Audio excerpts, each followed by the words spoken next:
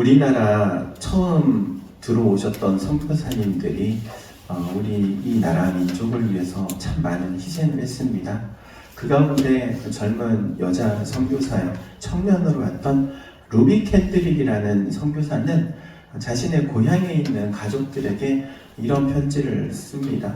뭐라고 썼냐면은, 만일 내가 줄 수 있는 1000개의 생명이 있다면 하나도 남기지 않고 이 나라를 위해서 드리겠습니다.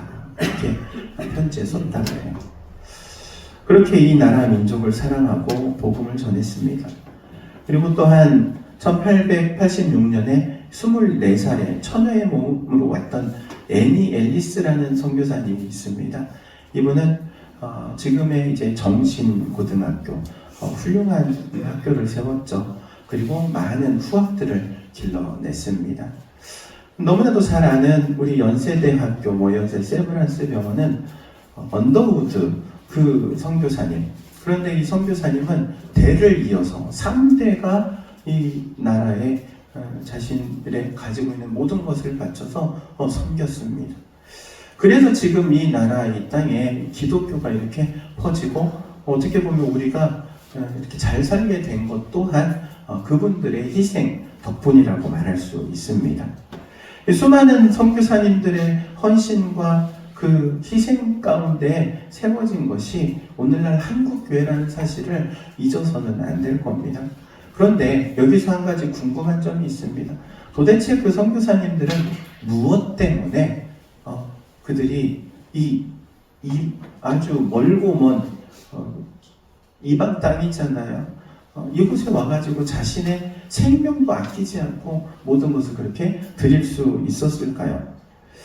아마 그들의 심정은 사도 바울의 고백과도 같은 심정이었을 거예요.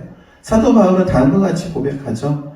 내가 달려갈 길과 주 예수께 받은 사명, 곧 하나님의 은혜의 복음을 전하는 일에 나의 생명조차 아끼지 않는다.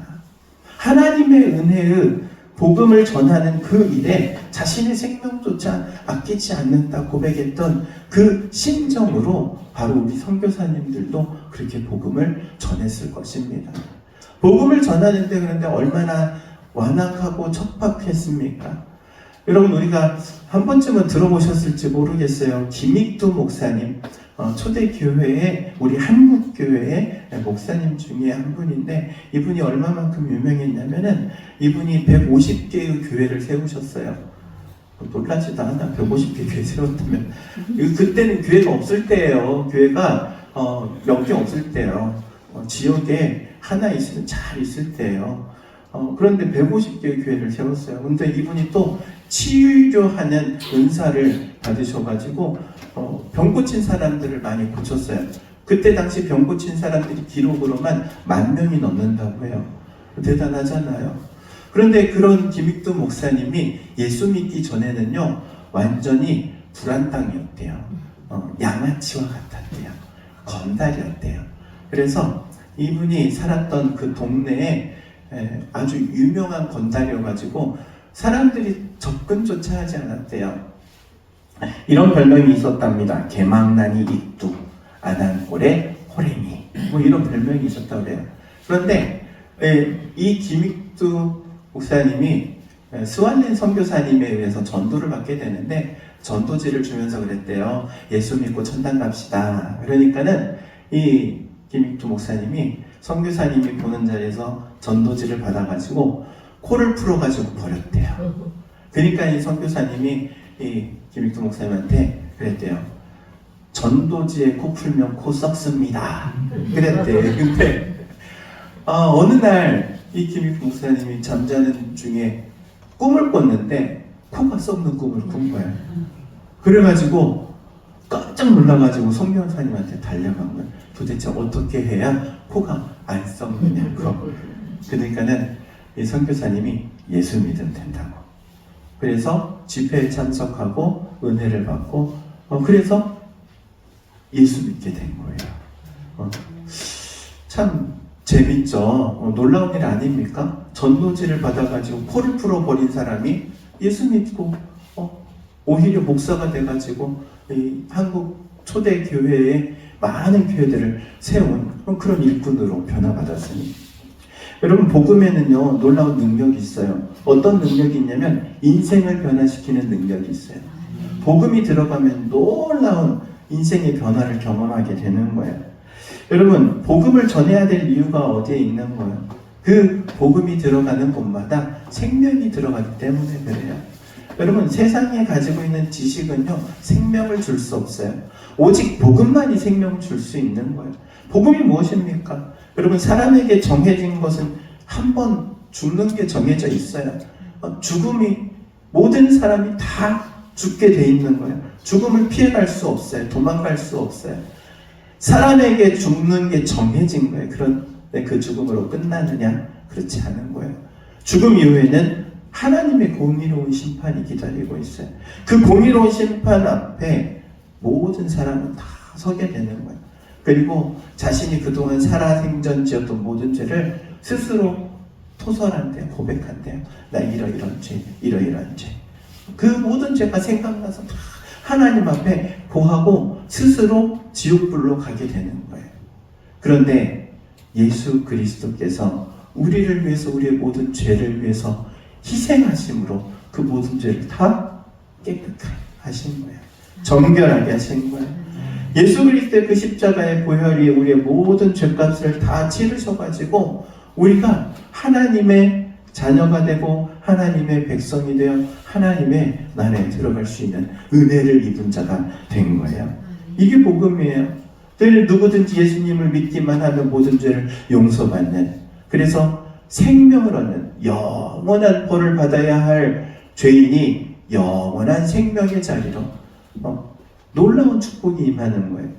복음을 받아들이는 것이 바로 이 영혼 구원, 생명의 복을 받는 거예요. 그런데 생명의 복만 받는 게 아니에요. 이 땅 가운데 살아가면서 하나님의 축복이 같이 임해요.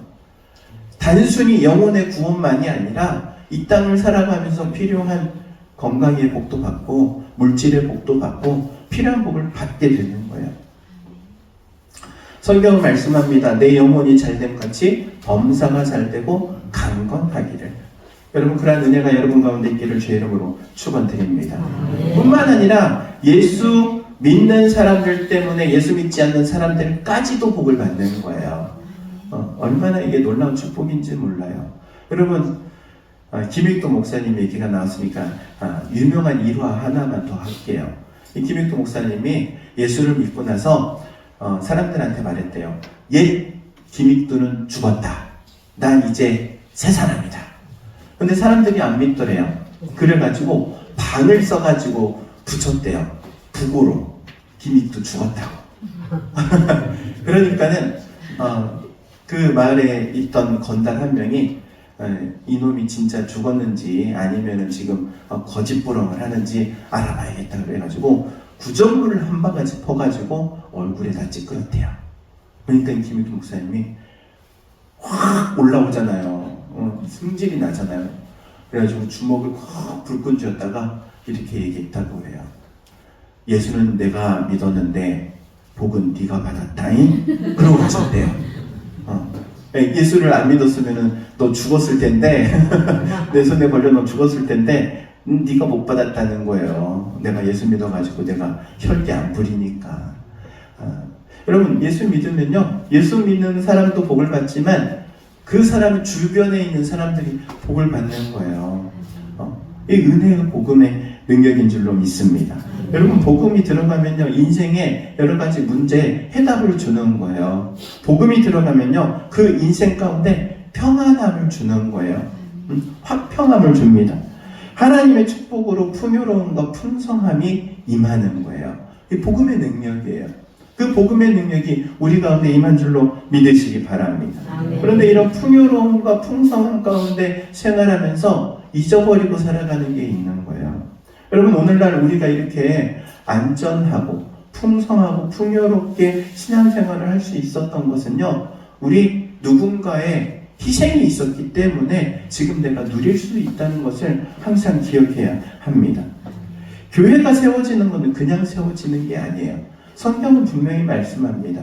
예수님의 피값으로 사신 교회라고. 예수님의 핏값을 지불해서 교회를 세우신 거예요. 교회라는 것은요, 그냥 그 가치가 어디에 있느냐? 예수님의 핏값이라는 그 희생 뿐만 아니라 우리의 선배들, 먼저 믿음을 가지고 살았던 우리 선배들 때문에 수많은 선교사님들과 그 선배들의 희생 때문에 교회가 세워졌다는 사실을 우리 항상 기억해야 합니다. 그 수많은 헌신 위에 세워진 교회에 하나님께서 원하시는 게 있어요. 요구하시는 게 있어요. 그게 뭐냐면 바로 이 생명의 복음, 축복의 복음을 전하라는 거예요. 그걸 기대하고 계세요. 베드로에게 주신 천국 열쇠는요, 교회에게 주신 이 복음 전파의 사명이 그 의미인 거예요. 여러분, 교회가 필요한 이유가 어디에 있습니까? 병원은 환자를 위해서 필요합니다. 환자를 고치지 않는 병원은 더 이상 병원이 아닌 거예요. 마찬가지로 복음을 전하지 않는 교회는 더 이상 교회가 아닌 거예요. 교회는 복음을 전할 때에 교회가 되는 거예요. 성도가 성도다울 때는 바로 전도할 때라는 사실을 기억해야 합니다. 그런데 이 감당해야 할 사명을 잃어버리는 것으로부터 부패가 시작하는 거예요. 교회든 성도든. 감당해야 할 사명을 잊어버리는 순간 부패가 시작한다는 거예요. 그래서 교회는요, 항상 깨어 있어야 돼요. 그리고 전도해야 되고 선교해야 돼요. 물질로든 기도로든 후원해야 되는 거예요. 이 복음을 전하는 것 너무나도 중요합니다. 그런데 이게 하고 싶다고 할 수 있는 것도 아니고 되어지는 것도 아니에요. 힘들어요. 어려운 일이에요. 복음 전파의 사명을 감당하는 건 쉬운 일이 아니에요. 예수님께서도 이 사실을 너무나도 잘 알고 계세요. 제자들에게 말씀하세요. 부활하신 예수님께서 제자들에게 부탁하는데 첫 번째 부탁이 뭐냐면 너희는 이 성을 떠나지 말고 그래요. 성을 떠나지 말라. 왜? 하나님이 약속하신 성령을 보내주실 텐데 성령이 임하기까지는 너희가 기다려라. 성령이 임해야지만이 너희가 권능을 받고 예루살렘과 유다와 사마리아와 땅끝까지 이르러 복음을 전할 수 있는 그런 사람이 된다는 거예요. 그래서 성령을 받은 제자들이 변하잖아요. 성령 받기 전에 제자들의 모습 어떻습니까? 예수님 십자가에 달리실 때 다 도망갔어요. 한 명도 안 남았어요. 다 도망갔어요. 그런데 성령 받은 제자들은요, 자신의 생명을 복음을 위해서 다 내놓고 결국에 다 순교했어요. 복음 때문에. 그게 성령이 임하고 임하지 않았고의 차이인 거예요. 오늘날도 마찬가지입니다. 우리가 이 복음을 전하기 위해서는요, 성령이 임해야 해요. 성령의 은혜가 임해야 되고 성령의 능력이 임해야 돼요. 그러면 놀라운 변화가 일어납니다. 성령이 임하시면요, 첫 번째 일어나는 변화가 있어요. 복음의 역사에 눈을 떠요. 복음의 역사에. 하나님의 축복은요, 복음이 들어가는 곳에 함께 임합니다. 여러분, 세계사를 한번 잘 보세요. 영국이 해가 지지 않은 나라가 되었을 때가 언제입니까? 그때가 가장 많은 선교사를 파송할 때였어요. 세계 1위. 선교사 파송하는 일이었어요. 미국이 최강대국이에요. 지금은. 미국이 최강대국이 된 게 언제입니까? 마찬가지로 영국이 선교사 1등으로 보내던 것을 미국이 그 바톤을 이어받아가지고 미국이 선교사 1등으로 내보낼 때, 우리나라가 이렇게 경제적인 발전이 일어나고 진짜 살만한 나라가 된 것은요, 우리나라 교회가 하나님 앞에 선교사를 파송하겠습니다 헌신하고 1만 선교사를 파송하기로 다짐하고 선교사를 파송하고, 그래서 미국이라는 나라 다음으로 제일 많은 선교사를 파송하는 나라가 된 때부터인 거예요. 여러분, 선교사를 파송하는 나라는요, 하나님의 복이 임하는 거예요. 선교사를 파송하는 교회는 하나님의 은혜가 임하는 거예요. 멀리 갈 것도 없어요. 우리 교회를 한번 보세요. 우리 교회 제가 처음 부임했을 때 21년도 3월 첫째 주에 부임했습니다. 미자립 교회예요. 힘들고 어려운 교회였어요. 부임하고 6월 9일날 첫 재직회를 열었어요. 그 재직회 때 우리 재직들과 함께 결의한 게 우리 재정의 10분의 1을 선교하는데 사용하도록 하겠습니다. 결의했어요. 결단한 거예요. 이거는 쉽지 않은 일이었어요. 미자립교회가 선교를 한다? 그것도 재정의 10분의 1을 쉽지 않은 일이지만 결단했어요. 여러분, 그 뒤로 여러분이 보잖아요. 놀라운 하나님의 축복이 임하잖아요. 재정적으로 지금까지 한 번도 어려운 적이 없었어요. 우리 재정부장님 대답해 보세요. 재정 때문에 고민한 적 있어요, 없어요? 없어요. 그쵸? 지금은 우리가 고민해야 될 게 있어. 쌓아둔 게 있기 때문에 쌓아둔 걸 어떻게 잘 쓸 것이냐, 하나님께서 기뻐하실 만한 일들에 위해서 써야 되는데 어떻게 써야 될 거냐, 이거 가지고 오히려 고민해야 되는 거예요. 없어서가 아니고 있어서. 할렐루야. 아멘. 하나님께서 우리에게 복음을 전하라고 주신 이 복음을 전할 때에는요, 하나님께서 그냥 주시지 않는 거예요. 하나님께서 복과 함께 주시는 거예요. 성령이 임하시면 받게 되는 두 번째 변화가 있습니다. 바로 그것은 전도하게 되는 거예요. 전도하는 거.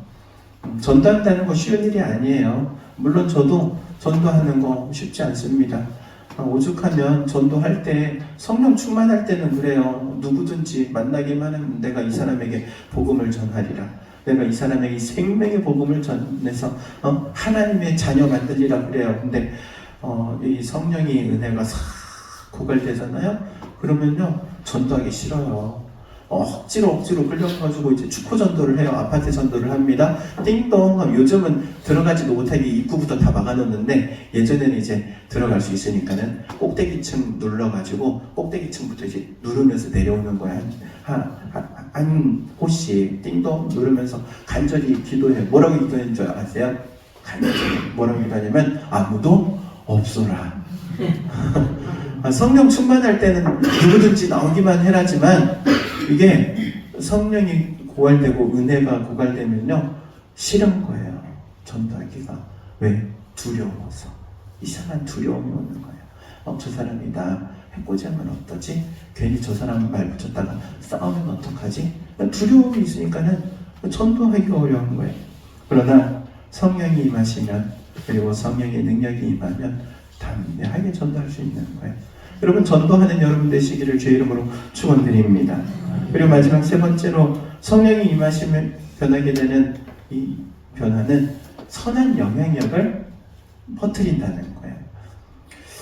하나님께서는요, 우리의 삶을 통해서 선한 영향력을 퍼뜨리기를 원하세요. 여러분, 고인물이 썩는다는 말 있잖아요. 고여 있으면 썩게 돼 있어요. 부패되게 돼 있는 거예요. 사람도 마찬가지, 교회도 마찬가지예요. 고여 있으면 부패하게 되어 있는 거예요. 그 삶의 영역을 계속해서 확장해 나아가야 되는 거예요. 내가 가지고 있는 에너지를 소진하면서 확장해 나아가면 더 많은 에너지를 채워주시는 거예요. 그래서 예수님께서 제자들에게 하신 약속이 그거예요. 예루살렘과 온 유대와 사마리아와 땅끝. 점점 어떻게 되는 거예요? 확장되어져 가는 거예요. 영향력이 확장되어져 가는 거예요. 예수 믿는 사람은요, 그냥 그 자리에서 고여있는 게 아니에요. 그 삶의 영역이 계속 넓어져 가는 거예요. 그리고 넓혀져 가면서 넓어지는 자리에 복음이 들어가고 또 하나님의 축복이 임하는 거예요. 사랑하는 성도 여러분, 이러한 성령의 은혜를 사모할 수 있기 바랍니다. 성령의 능력을 사모하시기 바랍니다. 성령 충만함을 구하시기 바랍니다. 하나님의 은혜가 임하고 성령이 임해서 여러분을 통하여서, 여러분의 삶을 통해서 여러분이 만나는 사람들에게 복음이 전해지고, 또한 나를 통해 그가 복음을 받아들여 하나님의 복을 받는 놀라운 은혜가 임하게 될 줄로 믿습니다. 그래서 여러분, 오늘 성령 강림절인데 성령의 은혜를 사모하시고 능력을 구하시는 여러분 되시기를 주의 이름으로 축원드립니다. 기도하도록 하겠습니다. 사랑과 은혜가 충만하신 하나님, 우리는 연약합니다. 부족합니다. 할 수 있는 일이 전혀 없음을 고백합니다. 그러나 주님께서 능력을 부어주시면, 성령의 은혜로 충만하게 채워주시면 그 주님 주신 능력 안에서 모든 것을 할 수 있음을 고백하오니 주님 앞에 사모하는 우리 모든 성도들 가운데 성령으로 충만케 하옵소서. 예수님의 이름으로 기도하옵나이다. 아멘.